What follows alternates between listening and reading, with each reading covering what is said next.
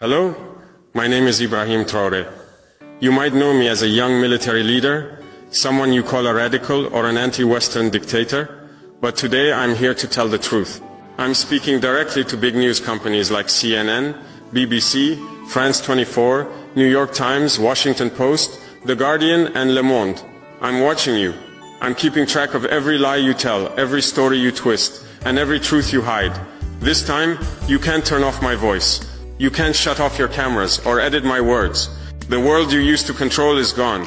Millions of people will hear me now, without your filters, without your lies. I'm 34 years old. I grew up hearing your stories about Africa.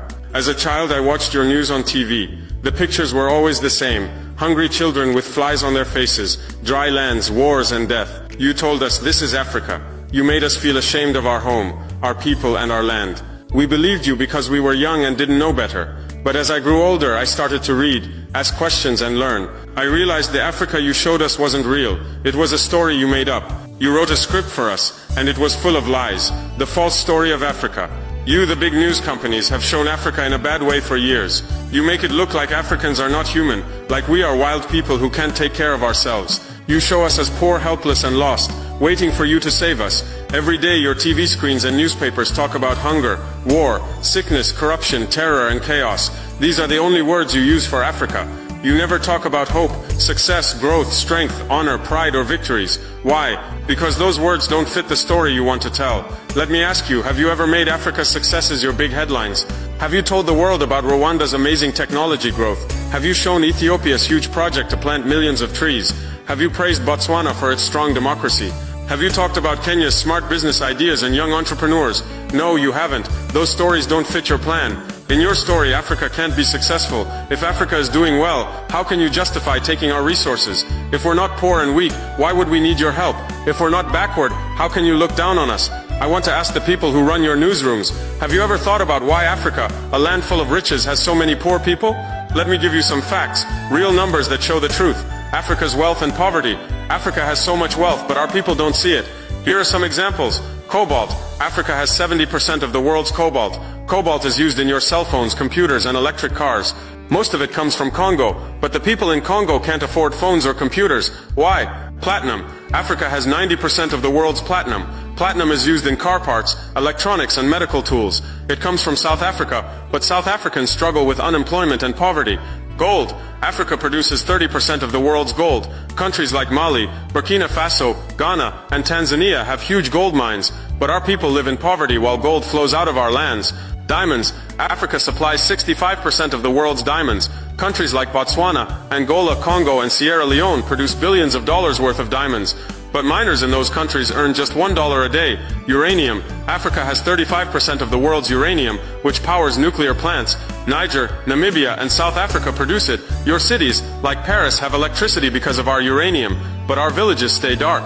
You ask, why is Africa poor? That's the wrong question. The real question is, how is Africa kept poor when it's so rich? The answer is simple. Colonialism never ended. It just changed its face. How colonialism continues. In the past, you came to Africa with armies and took our lands. Now you come with companies and contracts. You used to rule us with whips and guns. Now you control us with loans and deals. Let me give you examples with names, numbers and facts. Glencore. This is a Swiss company that mines cobalt in Congo. In 2022, they made $256 billion in revenue. But they paid Congo only $500 million in taxes. That's just 0.2% of their earnings. Is that fair? Rio Tinto. This British-Australian company mines bauxite in Guinea. They take out 20 million tons every year. What does Guinea get? Pollution and sickness. Total Energies. This French oil company works in Angola, Nigeria, and Congo. In 2022, they made $36 billion in profit. But they leave behind old, dirty pipelines and poor communities. Anglo American. This company started in South Africa but is now based in London. They take diamonds, platinum and iron. What's left in South Africa? Millions of unemployed miners. These are just a few examples. There's more you don't see. Secret deals, hidden bank accounts and tricks to avoid taxes. Every year, $88 billion leaves Africa illegally. That's money stolen from our people. You write about the $45 billion in aid that comes to Africa, but you don't talk about the wealth that leaves. Africa isn't receiving aid, it's giving aid to the world. The system that keeps Africa poor. There's a system that keeps Africa poor, and it works like this. Create corruption. You bribe our leaders. You give them secret bank accounts and promise them a fancy life. You send their children to your schools. In return, they sell our resources to you. Make unfair deals. You get long contracts. 50 years, even 99 years to take our resources. You ask for tax breaks and ignore rules about protecting the environment or workers' rights. Control infrastructure. You take over our ports, airports and railways, but only to move resources from mines to ships. You don't build roads for our villages or bring electricity to our schools. Provide security. You set up private security companies and arm them. If people protest, you call them rebels or terrorists. Silence the media. You pay local journalists to stay quiet. You stop voices that speak against you. You show the world only the bad news about Africa, like wars and unrest. This system has been working for over 100 years. You, the big news companies, are part of it. Your biggest advertisers are the same companies that take Africa's resources, oil companies, mining companies and arms dealers. You take their money, so you protect their interests. The truth about France, Britain, America and China. Let me tell you about the systems used by powerful countries to control Africa. France and the CFA France. 14 African countries still use a currency controlled by France called the CFA France. Half of these countries' money is kept in the French treasury. France charges us to use our own money. Every year, $500 billion in resources flows from Africa to France. When France gives $10 billion in aid, you make it big news. But you don't talk about the $500 billion they take. Britain and money laundering. London is the world's center for hiding stolen money. Africa's wealth is moved through places like Jersey, Guernsey, the Cayman Islands and the Virgin Islands, all controlled by Britain. You don't write about this. America and military control. The US has 46 military bases in Africa through its Africa Command. They say it's for security, but it's really about controlling our resources. Drones fly over our skies every day watching us. They say they're fighting terrorists, but they target leaders who stand up for Africa. China's new game. China says they want to help Africa by building roads and giving loans, but in return they take 99-year contracts for our ports, mines and farmland. Countries like Sri Lanka and Zambia are now trapped in debt to China. Is this really win-win?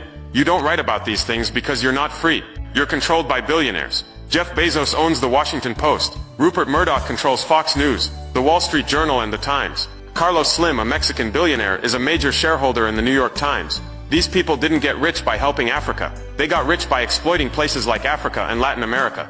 Your editors come from elite schools like Harvard, Yale, Oxford and Cambridge. They share the same ideas and biases. Your reporters in Africa often don't speak our languages, like Swahili, Hausa, Yoruba or Amharic. They can't talk to our people, so they rely on Western diplomats and NGOs for information.